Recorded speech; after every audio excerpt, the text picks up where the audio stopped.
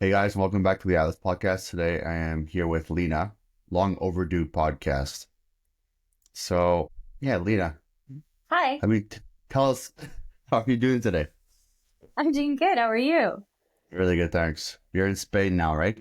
I am. I'm in Spain. It's rainy today, but it's still beautiful. I would Yep. take it any day over Montreal. Yeah, the winter here has been absolutely terrible. Like last year, the winter here was actually not that bad. I stayed here for most of it, and you obviously were here too, and it was pretty warm the Yeah. whole time. And then this winter, like it's disgusting. It's terrible. It's so cold. The cars are completely submerged under the snow, and it's just been a terrible winter. So I mean, I'm I'm gonna sound a little crazy though, because there was a part mhm. of me that was kind of like jealous that I missed that big dump of snow until Vic told me how terrible it was, and then I was like, yeah, no, no, thank I'm you. all for global warming. We need more global warming. So Lena, tell us a little bit about yourself. What led you to becoming a counselor and posing coach or team analyst? Um, well, about myself, I mean, I'm Lena. I'm 34 years old. I've kind of been in this field for about, 10, 11 years now. The reason why I kind of went into counseling is I always wanted to do something to help people. At one point in my life, I was like 100% sure I was going to become a teacher. Then I was like, I don't know about that. It seems really like, I don't know if I want to do that. So I kind of automatically ended up going into the counseling world because I'm just so fascinated with the human mind, just how it works, how we function, how everybody's so different yet pretty similar. How I became a posing coach, it was just an amazing opportunity that led there. I've always been extremely interested in like the world of bodybuilding and training and just how beautiful women look when they're on stage. When I was younger, my cousin used to have these like posters on the wall of all these like fitness women because that was like a thing in the 90s. People used to put posters on the wall. And I used to look at that and be like, wow, like that's how I want to look. So when the opportunity came, there's no way I wasn't going to say yes to that. The posing and the counseling. Yeah. So Yeah, yeah, we exactly. actually yeah, Victoria actually brought you on. So you were a friend of Victoria initially. Mm-hmm. And we basically Victoria was getting, booked a lot for posing classes, and we needed an assistant. We needed someone who was able to take over, kind of the extra posing classes that Victoria wasn't able to take on because you can't have a posing coach available like 2 months down the line. We have a lot of girls Mm-hmm. competing, and Victoria was just getting, obviously overbooked, and she wasn't able to take on that many clients. So she's like, I have this girl Lena, I can teach her, to be a good posing coach, and that's what you've been doing it for over a year now, right? Yeah. For Team Yeah, yeah, yeah. Alice, yeah. Was it 2 years or how many years now? Maybe I think around we're in 2 two. years now. Yeah. Yeah, that time flies. Yeah. So I yeah, so mean, you're yeah, it was cool. It was cool to be like a part of that and just come into that world. yeah, so you're kind of Victoria's assistant posing coach and girls got a book with Mm-hmm. you or book with Victoria. So and then also she had, she also mentioned to me afterwards, she's like, well, Lena is actually like a counselor and therapist, like licensed, and I think it'd be a good addition to, maybe add that service to Team Alice. And I was like, that's actually perfect because girls, Mm-hmm. sometimes they need that, they need someone to talk to. And you're in the bodybuilding world, so you kind of understand everything that they're going through with the dieting and, everything about the mindset that goes behind bodybuilding. So that was a really good addition for, Absolutely. Team Alice and bringing on to do that as well. So you, I want you to tell me a little bit why you moved to a different country. So you were in Montreal, and you moved to Spain, and then, you're kind of like you're kind of like a gypsy, right? I mean, yeah, kind of. Yeah, I moved to Montreal when I was about 19 years old, and I'd never been to From where, Montreal by the way? ever. From Sweden, sorry. I moved from Sweden. So I was born and Were you raised in born in? Sweden. Yeah. And then I ended up moving to Montreal. I kind of like Canada always intrigued me. I'd been to Toronto, never been to Montreal ever. Kind of looked European, so I was like, well, all right, let's give it a try, see what happens. I was also like at a point in my life where I was a little bit too dependent on my family and my parents. And I needed to kind of challenge myself and try something different that I knew was going to freak me out. So I was like, I'm just going to move. Worst case scenario, I'll just move back home. Like, what's the worst thing that's going to happen? So I moved to Montreal. I ended up doing my undergrad at Concordia University and I gave myself a year. I gave myself a year to kind of figure myself out. And during that year, I got an internship with the YMCA working with troubled teens, which kind of inspired me into going to get my master's at McGill University. Um, That's a big thing though. I mean, masters at McGill University from that. It's not like a small feat that. No, and so during my, like, the period of graduating from my undergrad and then trying to find a job, I was kind of poor. Like, I didn't have much money at that Yeah. point, and I was like, okay, I gotta figure things out. McGill is expensive, so I just ended up applying for a bunch of scholarships, and I ended up getting in because kind of a little bit of a nerd, so my GPA was pretty high, so I was able to get in because of that. And stayed in Montreal. And honestly, it was probably one of the best decisions I made because it opened so many doors for me by moving here. You know, I got to meet you, I got to meet Victoria, I got to meet so many wonderful people there. So stay there. Then I met my fiance. And, you know, one day we were just talking and we're like, hey, would you like to move to Spain? He goes like, yeah, okay, why not? So we You just guys are kind of, very nonchalant. I mean, How our did you get best that friends. idea? So our best friends moved to Spain like 3 years ago, and they were just like, "Oh my god, it's amazing, it's great, this and that." So we're like, "Listen, we don't have kids, we don't really have anything holding us back here. If we're gonna do this, we're gonna do this now. There's no point of us doing this later in life and like bringing our kids with us." So we were like, "Let's just do it." We're both Europeans. Like he has a European passport, I do. So we don't really have to apply for any paperwork to do. We just literally got to pack up and just move. So we did it. And I think for the longest time, a lot of our friends didn't even think we were going to move because it took us 2 years after we said it to actually move. Yeah. But here we are. So I ended up in Spain and God knows where I'll be in like 10 years. But for now, I'm here. Yeah, it's a big move to just kind of go from Montreal to Spain. Mm-hmm.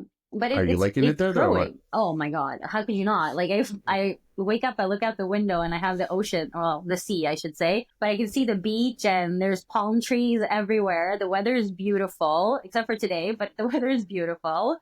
Um, I love it. It's just so relaxed and you'll see. You'll come and visit and you'll see how nice it is. Yeah, we're just talking before this. So you're gonna have your wedding at the end of October, right? Yes, So we'll do our best to come for sure. It's after the Olympia, so it should absolutely. be fine. Look forward to it. Yeah. So Lena, talk about your roles on Team Alice and what do you like the most about your roles on Team Alice? So my first role when I started was as an assisting posing coach for with Victoria, and then after that, I ended up becoming a counselor because Victoria kind of approached me one day and was like, "Wait a second, you have a master's in this, and we're not utilizing this. This does not make any sense." And I was like, "Oh yeah, I do." So that kind of like happened, and so those are my roles with Team Atlas. And what I love most about it is just that every single day I get to meet women that are so incredibly like driven and passionate about a sport that they love. And it's just something so rewarding and inspiring to get to speak to women that just love what they do. And I don't think a lot of people can say that they get inspired by their job. It's pretty mundane for a lot of people, but I just find it so incredibly inspiring. And I love that. I wouldn't change it for anything. I really do love it. You're a very positive person. You're very hard not to like. So I mean, I'm sure there's someone out there that doesn't like me, but I try to yeah, be positive. I think in life, you just have to have a pretty positive outlook on things because if not, like, life is just going to be miserable. Who wants to live a miserable life? you're 100% right. So what do you think separates great posers from average posing, and how can these competitors improve? I think what separates it is like an average poser would pretty much just go up on stage and just do like their routine like a robot. Hmm. No flow, no confidence, no nothing. I think as a great poser, you go up there and your flow is nice. You know, you have fantastic confidence. Even your facial expressions make a difference when you're posing up there. You know, you can't just look frozen and scared. And like some of the tips that I would give clients when how to improve that is, you know, a lot of girls would practice in front of a mirror, but I say like skip the mirror. Film yourself because if you film yourself, you're going to see every single weakness that you have when it comes to posing because like you can't hide from it. It's there. Hmm. So you're able to kind of look over it and see what you're making, where you're making your mistakes and just improve from there. And just stay on top of your classes. Be consistent. If you're off season every 2 to 3 weeks, if you're closer to your show, book it every week. The more you practice, the better you're gonna get. And just also like one thing that I think is super important for posing is like the art and the skill it takes to breathe and look relaxed when you're posing. If you can just master that, I think you're going to be a fantastic poser when you're on stage because you're not going to look like you're about to like choke because you can't breathe when you're up there. Yeah, exactly. And that all comes with practice. So yeah, as you mentioned, like you need to be on top of your posing, you need to practice more. Like I had an Olympian who's a good poser and she's been sending me check-ins because she's now in her off season. She's doing a show probably in, I don't know, 8 weeks or something. Mm-hmm. And her posing, I was like, your posing today is absolutely terrible.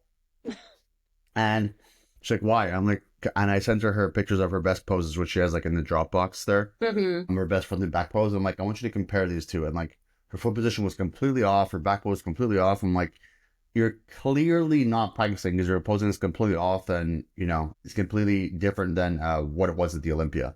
I'm like, Mm-hmm. and you have these pictures available to you of how your best poses are. So you're literally like, don't just pose for your check-ins. You're never going to improve that way. Yeah. And even if you're a top Olympian, like, doesn't mean you're a great poser and you will lose you will lose a lot of like your stamina and your flexibility and stuff too. Even if you're Olympian and you don't practice in the off season, if you're not constantly practicing, you're not improving that skill. It's something you Mm-hmm. will lose. So it's the same thing with training. If you're an Olympian and you train all the way up to Olympia, and you stop training after, right? You're going to lose your muscle Mm-hmm. mass. That's just how it works. Just because you're For a top sure. athlete doesn't mean that you can just stop one aspect of your your bodybuilding, which encompasses your training, your cardio, your diet, your posing, everything. And Mm-hmm. then you're going to keep that skill. Got to be stretching, doing your vacuums and everything all year round, and that's how you're going to be the Got to best stay possible on top athlete. of So everything. Yeah. yeah, exactly.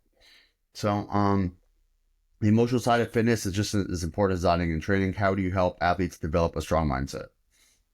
Oh, I think like one of the most important things as an athlete is to develop a strong emotional resilience. Like basically develop emotional resilience. Understand like as a counselor, my role is to help you handle setbacks. Because, every day or every week it's not going to be the same. You're going to have days where you're not going to work out as good or maybe you're not following your meal plan perfectly. Maybe you're not progressing as well during that week. If you're not able to kind of reframe your mind and see a setback as an opportunity rather than a failure, then you're not gonna have a strong mindset. Like it's just not gonna develop because you're only gonna be focusing on the bad part of it. You just gotta change and shift your mindset when it comes to that. Another way is a lot of athletes are so focused on the end result of the goal, right? You just want to be like, okay, I want to become, a pro. I want to look a certain way.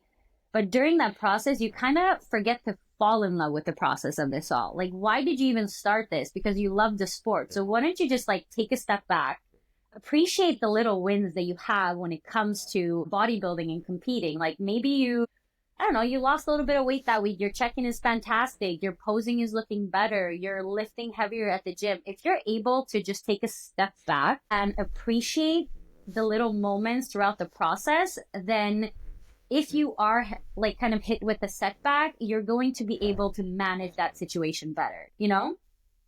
Yeah, no, you're dead on exactly. You mentioned two very important things there. So the first one was emotional resilience, and I was mentioning to Lori, I'm helping her build her business right now, Mm-hmm. and she's learning aspects of becoming an entrepreneur, being a good entrepreneur, and what that's going to entail is being stressed, dealing with Yeah. pressure, dealing with having 20 problems, at the same time, having to resolve all of them. And I was like, Mm-hmm. listen, this is a good thing. I'm like, this is a good thing. Like, it's very easy to just do the bare minimum and Mm-hmm. not really get anywhere, right? So even the athlete is the same thing. Like you have to be able to develop and you have to be able to deal well under pressure. If you just For crumble sure. every time something bad happens or you have a bad show placing or you're not able to go to the gym or you're sick and then you can't get back into the like you're not going to really get anywhere. And that Mm-hmm. also goes into the second thing where you mentioned like just like also like a setback, which is kind of the same thing, but you need to find your why and you need to Yeah. make sure that your why is more important and stronger than just immediate gratification. Or like for example, Exactly. we have a client. She was on my team in 2019, and she kind of comes back every year and kind of gets into the gym. She's all excited. I actually just had a phone call with her. She's gonna have a consultation with you Mm-hmm. soon. And she had a phone call with her, and she was like, James, I can't really get back into it again, and I explained to her, I'm like, she always has these bursts of motivation where she's like, I'm going to compete again. This is going to be great. I really feel good. I'm in the gym for a week. My body's looking better. And something happens. She gets sick. She has to do overtime at work, and she's too tired to go to work to the gym the next day. Find that. And she can't get back into her routine. Mm-hmm. I'm trying to explain to her, I'm like, your goal is to compete, but there's going to be setbacks along that journey. So it's exactly what you said. Your why has to be, more important than just these small bursts, of excitement and motivation to get back Yeah. on stage. Because I'm like, change your mindset. It's not even competing. It needs to be, I want to get healthy. I want my body to look better. Mm-hmm. I want to improve day by day. And that's going to allow you to, be consistent with your training, Absolutely. your dieting, everything. So if you're just going based off motivation, just being excited about something, that's gonna die. Nothing gets exciting. Nothing stays exciting, and motivating the entire time. Your For your sure. why No. why you're doing something has to be a long-term thing, and then you're gonna be able to stick to your overall goal. And then you have your competing as kind of your secondary thing, where it's like your first thing is, I want to be healthy. I want to look good. I want to make sure, I'm lifting heavier in the gym. My glutes are improving. And then your Mm-hmm. second thing is, I'm going to compete too. So if you have someone who Yeah. doesn't like going to the gym and doesn't like dieting and doesn't like training, but they want to compete, I mean, it's not going to really work out. They need to like Mm-hmm. all those things and utilize all those things to improve, the overall aspect of their life. And then the competing comes second. So I told her, Absolutely. you need to change your mindset to, you know, the overall and a bigger goal rather than just stepping on stage. Because if stepping on stage is, something you really want to do, but you're not really able to get into the gym more than, once every 6 months, it's not going to really work out. So Mm-hmm. it's all about Absolutely. the mindset of resilience and finding out why you want to do something. Exactly. So remember that why. Yeah. All right, I will. Right. I honestly had the same problem too. Like, I was telling her on the phone, I'm like, you're not alone. This happens a lot where it's Of like, course. I'll be in the gym for like a month straight and I'll be going ham. And then I'll like, I do like 4 show weekends in a row where I'm traveling like 4 days out of the week, 4 weeks in a row. And then I'm Mm-hmm. like, fuck, I can't. It's hard for me to get back into it. But then like once I'm not a competitor, obviously, but just for my health. So, Yeah. I got it. Once I just get into it, like one day I push myself to go and, I eat good one day and then I'm going to get back into it. But it's like, it's something I struggle with too, where I got to be really consistent on it all the time just for my Mm-hmm. health. And that's what I'm trying to do. So it's, That's it's, great. it's tough to do. Sometimes But when you it's find your doable. priority in life, no, it's definitely doable, and I feel much better once I do it. But For you get sure. distracted, and I want to put my clients first, and then I'm like, oh, I just traveled. I have 3 days till I got to travel again. Let me finish up all the work on my computer, and then I'll go to the gym when I come back from next show. And it's like, and then I'm like, oh Mm-hmm. fuck, I got too much work to do, so I'm just gonna push for another week. And it's you gotta stay healthy physically as well as mentally. So Absolutely. You have to like prioritize your own health as well, right? yeah, so doing my best with that, but I can definitely do. Actually, I'm not doing my best. I can do better. So Lena, a lot of competitors struggle with body image and food relationships. What advice do you give to those dealing with these challenges? I mean, I think that's like kind of the nature of the sport, right? I mean, let's be honest, like in bodybuilding, like that's going to happen. It's the nature of the sport. And like as a counselor, what I can help with that is to basically reframe your relationship with food. So by that I mean is like, first of all, I have to emphasize how important that is. Fuel is fuel for your body. It helps with your recovery. It helps you grow. It helps you feel better. And you can't fear it. If you end up just kind of switching your mindset about it and looking at it more as fuel and nourishment for your body, then it's going to become easier for you to understand like why you're eating this, why you're doing this. And it's going to help you have a kind of just like a better relationship when it comes to food. And another really important thing I think is to think about is, again, this is going to come up, but focus on like the progress, not the perfection of it all. And by that, I mean, James, I don't think I can hear you. I know I'm trying to Okay. drink water without making So sound. sorry. It's I all was like, good. are we going to I'm ruin like, this podcast? no, no, we're good. Continue. I'm trying to drink. I'm very thirsty today. Apparently, I don't know what's going on. I'm sorry. I was like, oh my God, I don't want to lose this podcast. What was I saying? Yes, focus on the progress and not the perfection. So, what I mean by that is it's super important to understand that when you're in prep, off season, and when you're getting closer to your competition, your body is going to change constantly. You're not going to always love the way that your body looks throughout the entire season that you're going into this, right? And if you're able to kind of focus on that and understand that this is a part of the progress, I have an end result that I'm going to get to, then you're going to have a healthier perspective of your body image. You're not going to be so focused on the fact that I woke up today and I don't like how my body looks. Nobody does. Like, every day is not the same. And you just need to be able to accept that part. Then you're just going to have a lot easier time handling all those images and like all those emotions that you have when it comes to body image. You're going to look at things a lot differently if you understand that this is just a part of the progress. And like, just again, like, just stay away from mirrors. Like, don't look at yourself when you're in off season and you're hating yourself. Like, stay away from mirrors. Like, put that focus on something healthier and something better. There's no reason for you to stand and look at yourself and just criticize and dissect yourself 24/7. You're That's working with my a job. coach. Yeah, exactly. I was going to say, you're working with a coach, and he's the one that's going to tell you what you need to fix, what you need to do. You don't need to do that to yourself. Like, shift that perspective and put it on something better. Focus on your relationship with your family, friends, and just better things. There's no need for you to like criticize yourself so much. No, definitely. I think one hard thing though is that when someone is they finish competition and they, let's say they have a bad like binging episode or something, right? And then they gain like 15 pounds or whatever. How would you deal with that as an athlete? Like Like with emotionally? the binging aspect Yes. of it. Yeah.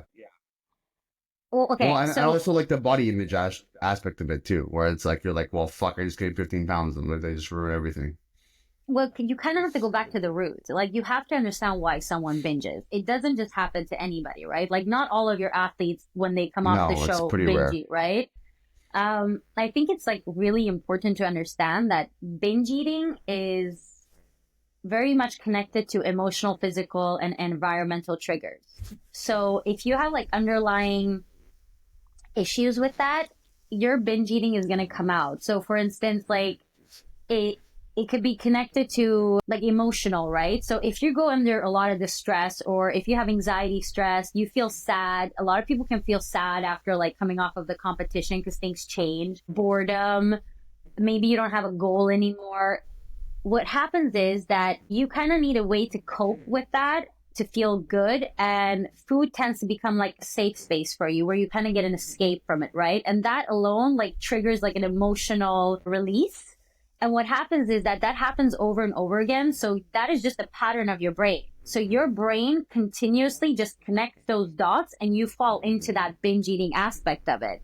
So for me to be able to help that is I need to understand where that's coming from, and I need to dig deep into that, and then we need to like figure out different ways of coping with it. So it's a pretty deep question, so it's a very individual as well, but it really just comes down to like underlying issues that you have, because not every athlete binge eats, right? No, it's true. You're right, and it happens to the same athletes over and over again. Honestly, where it's It's like you because made most of the so time they much don't. progress. Yeah, they don't fix Yeah. they don't fix the root of the problem, and it's like they do so well, and then it's like, how did you fuck this up? Like, Yeah. and like when you knew, like obviously you shouldn't do this. It's like it's always the same ones, and it's tough. It's really tough to deal with because they have so much potential, and it's like they didn't fix Yeah. the the underlying issue there. Yeah, I mean, there's Yeah. like so many different triggers. Like, there's also like, if in your childhood, let's say you grew up in a household where food was considered either a punishment or a reward. So that alone can trigger binge eating. Even if you have like hormonal imbalances. So when you have a hormonal imbalance, what happens is that your hunger hormones, like, they increase, and your fullness signals, like your leptin, is less Yeah. active. So that can trigger binge eating as well. So you have to think of all these different things that could be behind it. Same thing as a lot of athletes are perfectionists. It's an all or nothing mentality. And if you have an all or nothing mentality, if you followed a meal plan perfectly and then you kind of deviate off of it a little bit, what happens is, because you're such a perfectionist, you start feeling guilt. You start feeling like shame over it. And how do you cope with that? You cope with that emotion by eating. So all Yeah, you're these like, fuck things, this. I'm just gonna eat exactly. everything. You just kind of give up because you're like, I already screwed up. There's no point because now I feel guilt. Now I feel shame. What do I do? So it just goes hand in hand. You really got to Yeah. go into the root of the issues and just find a way to deal with it. Like, talk to somebody. If you don't want to talk to a professional, be open about it and talk to family members. Talk to your coach about it. Don't hide that. I don't know about talking to the family members about it though, because it's like a lot of them don't understand bodybuilding at all, right? True, They might, very they might true. just be like, they might just be like, you know what? You should be eating all this food. That's a good idea. You should gain back 50 pounds. Literally, probably most, I would I be like, actually, retract this is that. I retract my statement. your mom's like, actually, gain 40 pounds back. That'd be great. Yeah, just please disregard what I just said and focus on all the other stuff I said. It's so fun. So, how can someone train without becoming obsessed and find a balance between discipline and healthy mindset? Again, it's about finding that balance. Like I said, like a lot of bodybuilders have this all or nothing mentality. If you miss a workout or if you indulge in something that you're not supposed to, my God, it's a setback. Stop focusing on the setback. Realize that at the end of the day, you might make those mistakes. And if you're able to understand that one day off is not going to ruin your entire progress, because at the end of the day, it's all about being consistent and in the long run. You can't be perfect every single day of your life. It's impossible. And if you have that mentality, you're just going to be obsessive over something.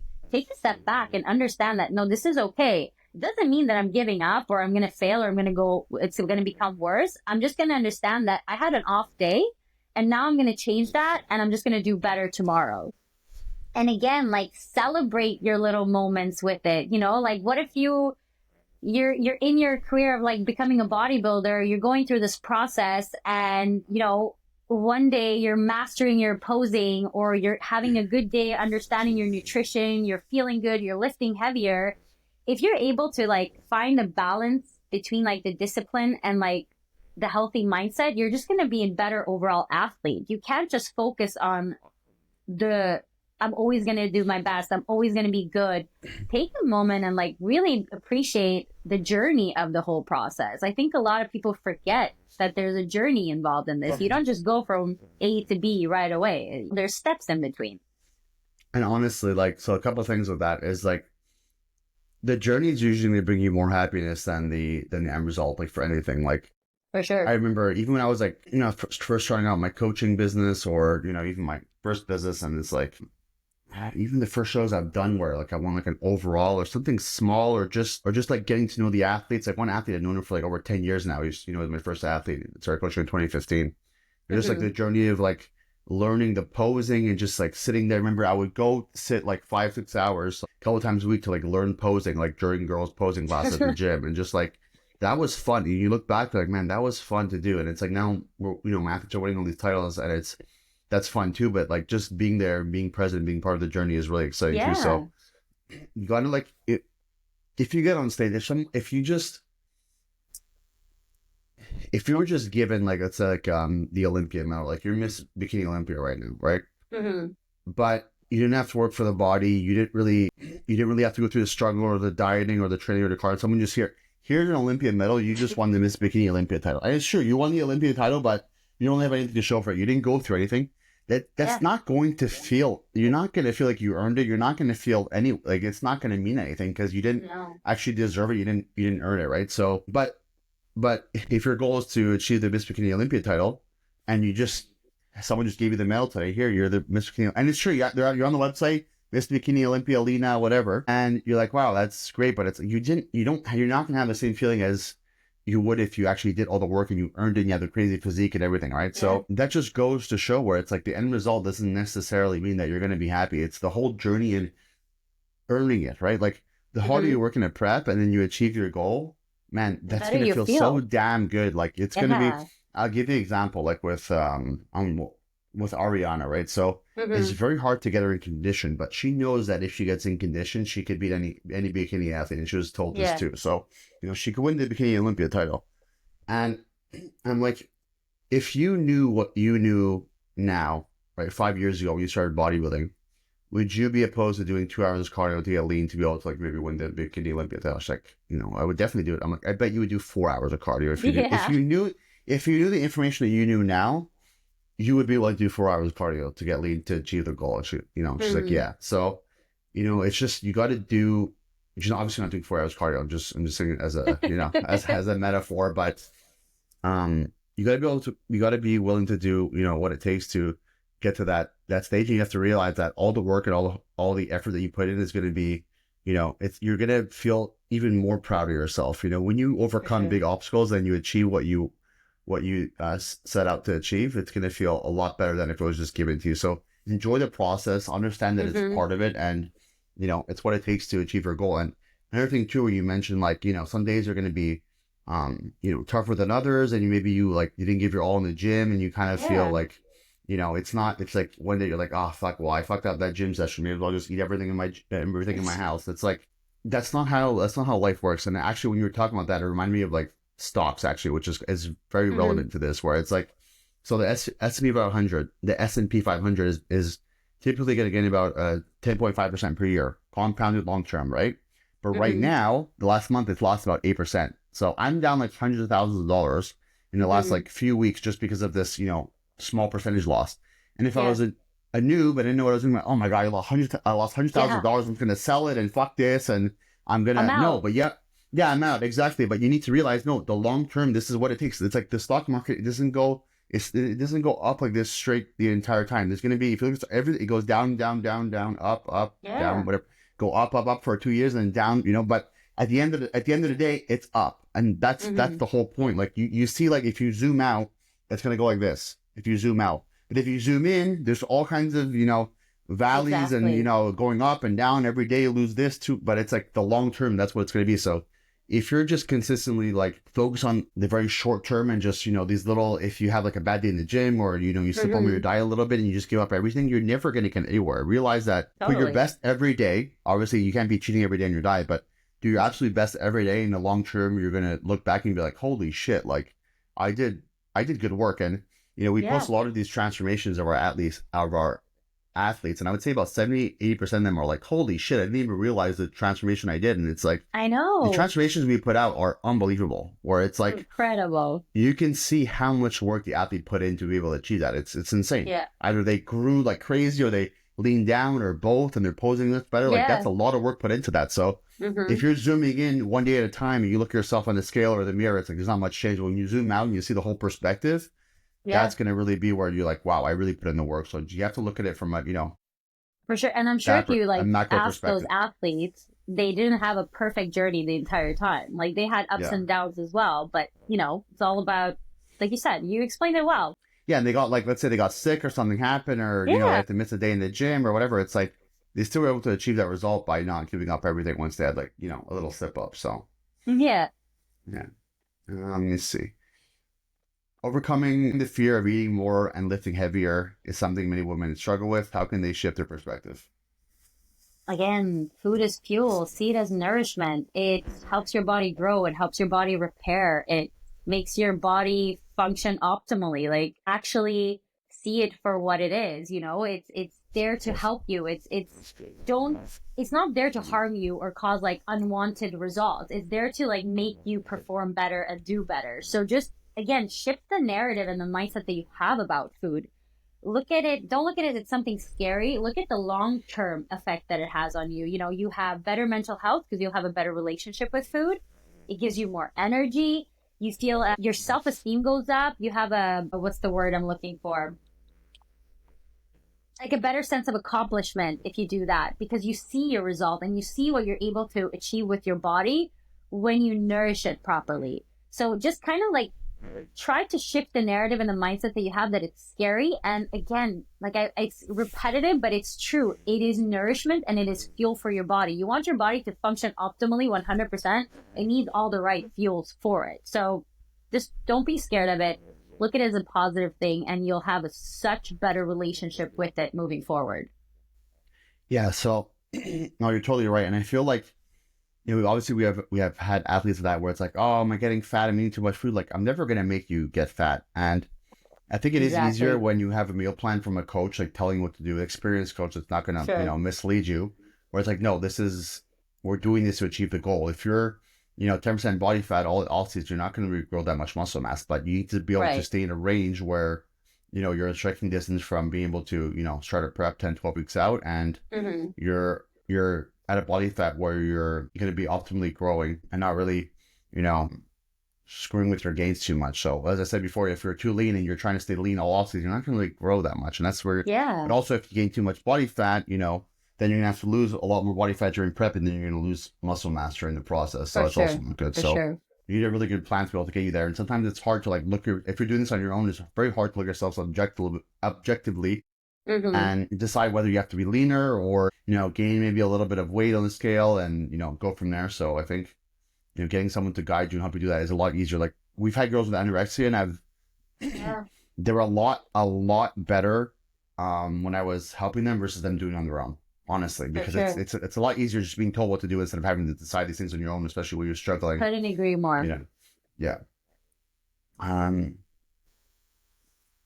how about on the opposite perspective though? So it's like girls like so you say like food is fuel and all this stuff too, but like what about girls that they eat too much food, like or they're binging all the time. Obviously, you have to find the root cause, but it's like a lot of time it's like this is good for girls who need to eat. But what about girls that need to eat less?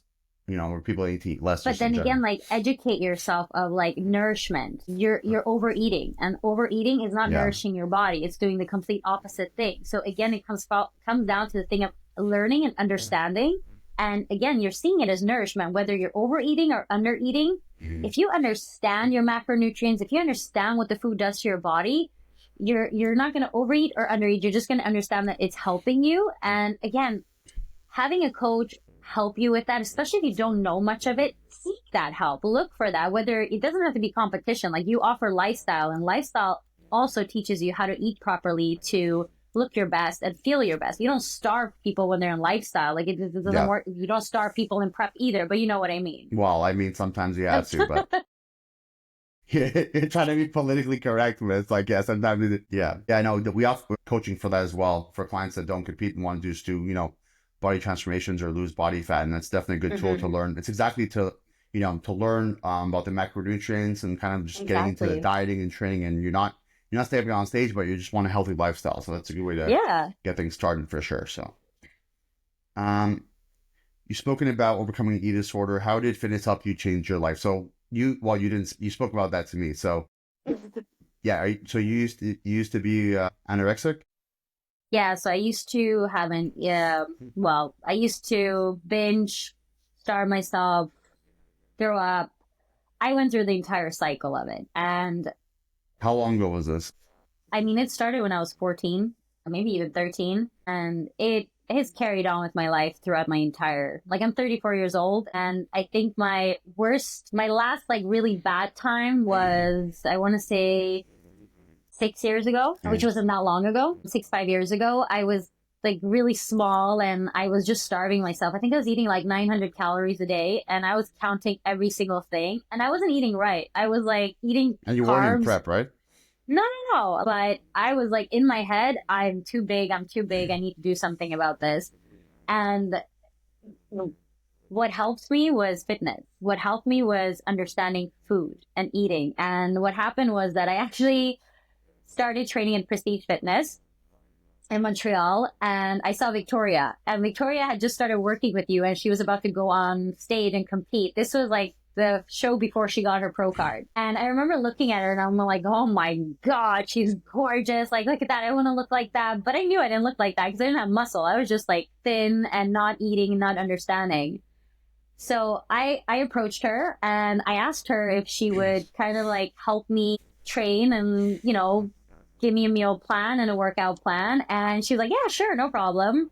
And I can like wholeheartedly say that that girl changed my life. She changed my entire perspective of how I saw food. They like Luke and Vic had me eating at one point, I think 3,200 calories. Like Yeah, that's how you're an much I was ectomorph. eating. Yeah. And the first time when they like gave me a meal plan, it was like 1,500 calories. I was like, oh my God, like they're going to make me fat. Like I can't do this. And my boyfriend, he was like, trust the process and trust them. If you're doing this, just trust them. Whatever you've done so far hasn't seemed to work. And you're obviously desperately seeking for some guidance. And I've done therapy. I've done all of that. Like that was part of my entire journy. It wasn't just like the Is fitness your and therapy eating just talking to correctly. yourself in the mirror? I wish it would have cost me a lot less money, but no, it wasn't.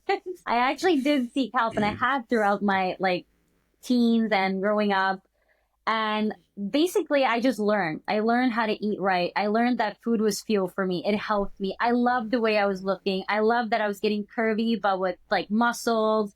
And you have encouraging coaches as well. They're like pushing you and saying like, you got this, you're doing this the right way, you look great. And I could see the changes and I saw what it did to me, and it helped. And going to the gym and training was like, I've said this before, but the gym was a sanctuary for me. It helped me in so many aspects of my life, and I'm grateful for that journey, and I'm grateful for them. They really helped me a lot. So what is the number one piece of advice that you give someone struggling with an eating disorder or body image issues? First of all, I would say that like you're not alone, that a lot of people struggle with it. I would say try your best to change your perspective of looking at yourself as someone that has to look perfect and look a certain way, and start prioritizing like healing yourself. Have a little bit more self-compassion with yourself. People that struggle with eating disorders or body image issues, every single day of their life, they're in like constant war with themselves. You're criticizing yourself. You're being so mean to yourself. You're putting yourself down. By doing that, you're not gonna get any better. So I think the first step towards recovery is to understand that your value does not lie in your appearance or your relationship to food. Start by like really healing yourself, and then everything will just fall into place. No, you're right. And your value doesn't, it's kind of it's not necessarily related to food, but your value also doesn't, rely on your competition placing. So there's going to be Exactly. girls that are much happier or much richer or much this that are placing higher than you and lower than you too, aren't happier. Yeah. I know girls that when they became Olympia title that are, miserable. So it doesn't Yeah. necessarily mean, and then some girls that they won overall at a show are, I'm not miserable when they won. I'm just saying miserable in their everyday life. Yeah, of Then course. also girls who play second at a regional show have a great family. They're happy in their everyday life. They have a great job. Yeah. So you can't just base your overall self worth on just your physique or your Yeah. at one time or just a placing at a show or let's say you set out for a goal and you came short like that. Oh, now you suck and you should give up. That's not how life works. It's No. everything combined. It's not just one Yeah. moment in time. So Exactly. yeah, Well said. I'm gonna be a therapist soon. You should. I'll let you borrow my lab coat. I would have no patience for that. I would just people like come to me. I'm just like, no, you're just retarded. I don't know. I don't know what your problem is. No, I'm joking. For competitors, how can they manage anxiety during prep and keep a balanced mindset? um, okay, so I think a lot of competitors have anxiety because they're only focusing on the outcome. Like you're only thinking about winning or how you're gonna look or you're gonna meet certain expectations. It like having goals is important. It's great to have goals. I'm not saying it's not, but if you kind of put more energy into your daily habits and your routine and what you achieve, then you're going to have less anxiety. You're going to be able to manage your anxiety better because again, it's coming back again, but because this is repetitive and truth is you have to enjoy the process and you have to be in the moment. If you're not in the moment and you're only focusing on the end results, you know how much anxiety that's going to cause within you? So step back from it and just focus on your day to day, all the little things that you can achieve throughout it. And you're going to have such an easier time managing that. And also understand that, again, you're not perfect. You're not a robot. You're a human being. You're going to have days during your prep that you might not be able to perform your best, but you're still doing your best. And that's all that matters. If you can take that pressure off of you, that anxiety that you feel when it comes to competition, you're going to be able to manage it a lot better. Yeah, no, I totally agree. And also, anxiety is just something that, you're anxious about the future, right? So Mm-hmm. that's typically something you don't have control over. The only thing you can control are the small day-to-day things. So Exactly. if you do all the work and you know that you practice your posing and you follow your diet plan and you did everything your coach Mm-hmm. told you to do, you can feel a lot less anxious on show day because you're like, I'm prepared, I'm here, I did everything. It's the same when you're in school and you have to, you're doing Yeah. like a final exam. If you studied and you did everything you have to do and you know everything inside and out, you're going to go in there a lot more confident than if you're going there to wing it, right? So Mm-hmm. manage the For day-to-day sure. tasks, right? And Yeah, and do the things that you have control over. The rest is it's out of your control. There's no point to be anxious absolutely. about it. So the more prepared you are and the better you do on a day-to-day basis and follow And everything you like need to do. set Yeah. realistic expectations. Don't have these like crazy expectations. Then you're just setting yourself for like, you're going to be disappointed and that's just going to cause anxiety. Like set realistic expectations of what prep is going to be like. Prep is not going to be perfect. You're going to have your ups and downs. It's a part of the process, but you're still going to stick to your routine, do everything you're supposed to do. And like you said, if you put in the work, you're going to go in there and you're going to feel a lot better about it. Like you're not just winging it. So, Lena, so what's a common misconception about mental health and fitness, and what do you wish more people understood? Think like, hear me out. Going to the gym is a great release when you feel like you're going through some emotional and mental thing. It gives you a good release. You get your dopamines. It's amazing. It's fantastic. However, it's not the only way. Like, it's not. A lot of people will be like, oh, I got some mental health issues going on right now. I'm going to hit the gym. I'm going to feel better. It doesn't really work like that. The reason to why you have that, there's underlying issues that you're not dealing with. And to be like, again, a well-rounded athlete, you kind of have to have a little bit of everything. You can't just expect that training is going to make everything better. You have to incorporate some kind of like other help there. You have to have balance between mental health, training, performance, and not just rely on like, I'm going to go to the gym, I'm going to work out, I'm going to feel better. That's Fix all it. your problems. It doesn't fix all your problems. You really have to like add another, I don't know, add mental health, add a counselor, a therapist, like find the core issue that's causing it. And then you can say like, okay, I can deal with it and I'm going to go to the train and go to the gym at the same time. It has to go hand in hand. Yeah, it's definitely a good release, but it's not like an end all be all. Like Exactly. if you have family problems, or you're getting going through a divorce, or you have a loss in the family, it's like, yeah, I can help you, but you need to, you can't rely on that to fix all of your No, problems. because You need once to you get home eventually, from the gym, the problem is still there. yeah, Maybe exactly. not right away, but within like 3, 4 hours or the next day, it's still there. Yeah, no, you're totally right about that. So someone asked, can PDs increase anxiety, or is it more likely a mental reaction to taking something new? So I think it's like important to understand that when you take like a PEDs or substance that alters your hormones and your body chemistry, it can have like a physical or a mental effect. And I think like a lot of time, anxiety is connected to the fact that you don't really know the side effects of it and how it's going to like what the end result of it is going to be, right? So yes, Anavar can kind of like mess up with your hormone levels. And what happens is your cortisol levels go up, which can cause stress and anxiety. But it's also important to remember that once you start taking a PED or PEDs, kind of like allow your body to adjust to the substance that you're taking. You might initially start feeling a little bit of irritability, anxiety, and be stressed about it. But after a while, it kind of like stabilizes. So it's not really triggered to anxiety. It's just kind of like the unknown of it. However, not to say that it's like this for everybody. For some people, it could cause anxiety.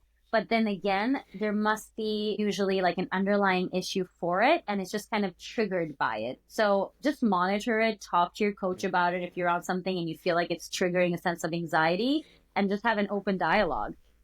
No, you're totally right. So there's a couple things here. So someone also asked at the same time is, how can someone distinguish between real anxiety and just nerves or overthinking about performance enhancing supplements? So that's what you were kind of saying. But Mm-hmm. when I used to bodybuild, I know what PDs I react well to, and what PDs I don't necessarily react well to, like Yeah. mentally. But also a lot of it comes with the person themselves. Same thing with Yeah. alcohol. So if someone is typically like, an angry person, or, violent person, or someone who has a lot of mental instabilities, and they take, trenbolone and stuff like that, then Yeah. obviously they're gonna those personality traits are gonna come and be, exposed a lot more to the forefront. It's gonna kind of, shut down that wall and 100%. let everything come forward. When you drink alcohol, or when you take these very strong PDs that, guys take, um, something like something that increase your heart rate, like clenbuterol, well, that typically can cause anxiety, because it's going to increase your Mm-hmm. heart rate. Like just like taking like a lot of caffeine, right? It's going to increase your Yeah. heart rate. You're going to feel a little bit more anxious. Things of that too. But there is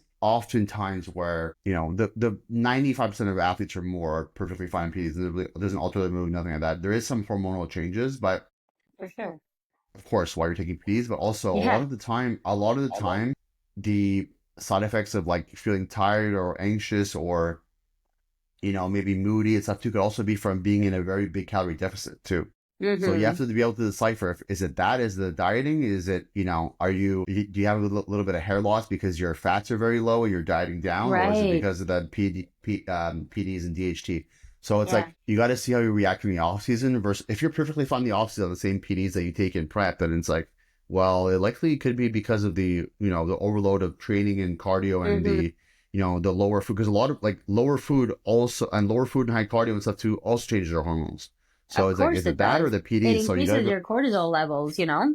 yeah, and it changes everything. It like even if you're doing like tons of cardio, you're and you're you're not eating a lot of fats, you're uh testosterone is going to be reduced as well. So you gotta be able to decipher is it the PDs or is it just the dieting too? That's also a big factor. And another Yeah. thing too is you have some clients where they're like hypochondriacs and they're nervous about everything, and every day they have a new disease, and even before taking PDs, it's like oh I'm sick Right. and this and I have this problem and I have mental problem this and it's like they're all over the place all the time. And then you introduce PDs and I sleep anymore and I'm anxious and this Yeah. and all these things too, and it's a lot of the time it's what you said where it's like it's just a fear of taking the PDs or Hmm. the unknown or the uncertainty of For what you're doing. sure. And typically like I had an athlete too, she was on tamoxifen for with another coach with like at a reasonable dose, and she's like I Hmm. took tamoxifen, I couldn't sleep, and she had all these side effects which were not even side Yeah. effects of tamoxifen at all. And she's like I think we should take like a harsh like a different PD that would do the same thing. And I said, listen,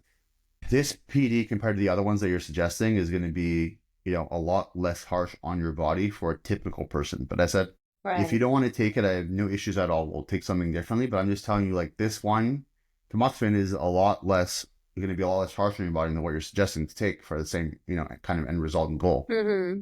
And I'm like, where did you get this? I'm just like, I'm curious, like, where did you get this tamoxifen from that you took with your other coach? She's like, I took it three Yeah. times. It's always the same thing. And she told me where she got it from. And I was like, oh, like, she got it from a random bodybuilder in the gym. You know what I'm saying? So I was like, it might have not even been tamoxifen. So Yeah.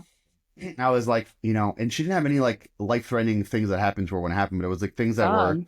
manageable. But it was just like, I was like, I don't know, it just doesn't add up to me. Like something is weird. Like, it could have been fake, and then you have this just misconception of like what this PD does to you, Yeah. and it could have been actually totally something else. So I was like, listen, how about you try this other tamoxifen, right? That we know is 100% legitimate, and you Hmm. see how you react. And if you don't react to it well, then we use the harsher stuff that you suggest, which I prefer not to use. But if you'd rather use that than tamoxifen, then we can. But I'd rather you Right. use something that's less harsh on your body, which would make more sense than doing that. And she tried it. And she's like, yeah, I don't have any side effects on this one at all. I'm like, wow. Wow. She took it three times with the other coach like a couple of years ago, and she had these side effects she explained to me that didn't make any sense because they weren't side effects typically you would find with tamoxifen. And so it probably was a fake one. There was something For different. So I'm sure. like, so it's like she would have taken something harsher, which would have been very unnecessary to do because Yeah. of she thought that what she was taking before was, something that was tamoxifen when it wasn't. So, that kind of resolved that issue. And Crazy. I was like, see, like that's just what It's she was so describing to me important didn't to make know any where you're sense. getting it from. Yeah, you're getting someone from unless it's like from one specific source. I can't say here on the podcast, but don't get things from guys in the gym. I don't care if they tell you got it from a doctor, that they got it from, it doesn't matter. Do not get Yeah. shit from people in the gym. It does not matter. Let's get Hmm. it from a doctor yourself. Hmm. Yeah, So, a couple definitely. more questions. What are early warning signs of disorder eating or unhealthy mindset that competitors should be aware of?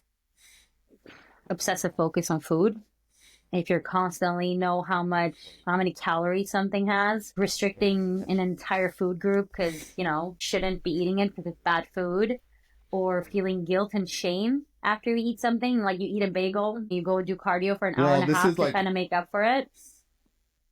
I would say I agree with you, but like in the prep, they need to be very consistent. Like they can't be eating bagels in prep and doing, you know what I'm A saying? hundred percent, a But hundred percent. But yeah, But go ahead. one thing Sorry. too is like if they're no, sorry, I interrupted you, but if you're going to eat bagels and prep and doing hour cardio to make it up, you shouldn't be in prep anyways. You're But completely that's in the what it, wrong mind.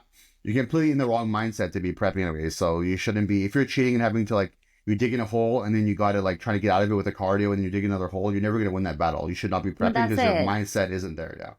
Exactly. You have like an unhealthy mindset. And if you have that mindset, like these are triggers to look for. And if you have this mindset, you shouldn't be going into prep right away because if you're not like 100% there, it can go either way. It can go into the complete extreme where you can even have more eating disorders coming out of it, or you can feel okay and like better about it. So you really have to kind of look into it and see how you're feeling internally. And if you have these early signs, like talk to a counselor, talk to a therapist, try to stop the problem before it gets worse or before it gets even further than what it already has. I think like a lot of us, we know when we have it, but it's like hard to admit it. So I think it's just like Yeah. really look into yourself and like ask yourself those like hard questions and deal with it before it gets worse. Cause like you don't want to go down that road. You really don't. It's the same thing where, yeah, it's exactly where same thing. It's like if you binge after a show, people instead of Mm-hmm. trying to make it better, where it's like I'm gonna stay accountable and just check into my coach and kind of do a reset, they'll just Yeah. binge themselves into gaining 50 pounds, and then you're just like you're pretty fucked at that point. You know what I mean? So Yeah. figure like just do the bite the bullet right at the start. Be like, I'm gonna check in. I feel fat, whatever. I'm gonna send my Mm-hmm. coach and just restart there instead of prolonging it, trying to fix it yourself because you're just gonna be digging Absolutely. yourself into a deeper and deeper hole, and you're never gonna be able to get Yeah. out of it on your own. So. Last Agreed. question, Lena. So, how do you help athletes detach from perfectionism and focus on progress instead? We kind of Okay. spoke about this a lot, though. Yes, but bear with me because I don't think being a perfectionist is considered a strength. Pretty rude. I know, but like, hear me out. And that's because if you're a perfectionist, it can actually form like a sense of self sabotage. Because when you're so focused on being perfect all the time, you're kind of create this fear of failing. You don't take as many, you're kind of discouraged to take risks and experiment with things, right? And it's better to focus on the progress on hand because at the end run is all about consistency and evolution and realizing that you're not flawless. I think that growth is should be your goal instead of being a perfectionist because you don't want to continuously be stagnant in life and stay in one spot and be perfect at one thing. You want to kind of grow and evolve as a human being. Change it into more of a growth perspective and understand that you can't only fixate on like a short term perfection. You have to look at the long term picture of it. Like, what's your long term vision? What's like the end goal of it? How do you get there? By not being willing to like accept that you have imperfections, like you're not going to become resilient. If you're able to accept the fact that you're not perfect all the time, you're going to be more resilient, you're going to be flexible, you're going to be more coachable because you're going to be able to like take feedback from your coach and you're just going to have a better all positive mindset when it comes to all these things. So that's what I would Yeah, say. no, I totally agree with you. I think, but there's two different points. So it's like Mm-hmm. one is where you're a perfectionist in regard to like doing your best at everything you do and trying to For be as sure. good as you can. And there's also being a perfectionist where it's like, no, this thing is not perfect. I'm never gonna be able to do it. I'm not putting it out there. So like some Yeah, people they some people they overlook things so much that they never actually get anywhere. So it's like I knew someone, exactly. like just as a random example where, they wanted to put out this like this training guide or whatever, and it was like wasn't perfect and they were scared of people's, judgment and feedback on it. And it just they're like, oh, it could be better. I don't know how though. And they ended up never putting it out. So it's like, Mm.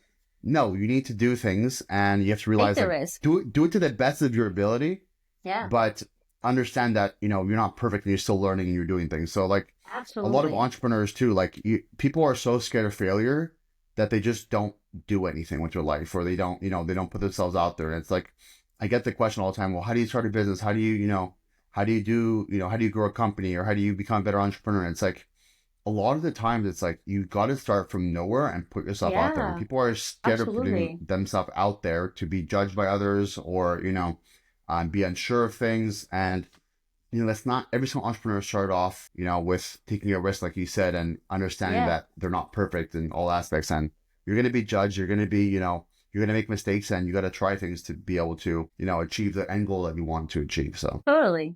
I think just yeah. like having a mindset that, like a growth mindset in general in life, you're just going to go further in life. Yeah. You That's got to just take my risks. And perspective of yeah, it. nothing you ever do is going to be perfect, anyways. So, I mean, Exactly. Who wants to yeah, be perfect? depends. I'm Yeah. I mean, asking it's that the good. wrong person.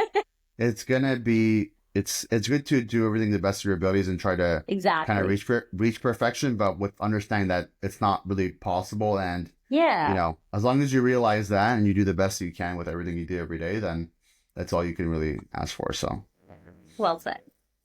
yeah, well, it was not bad. All right, Lena, it was very nice talking to you. So it's a little bit later for you than it is for me. So I Yes. think we'll Thank you end it so here, much for but having me. That was no, great. it was long overdue. I think we should definitely do another one in the near future. Okay. Absolutely. Okay, Absolutely. Thank you so I'll talk to much. you soon. Thank All you guys for right. tuning in. Bye. Bye.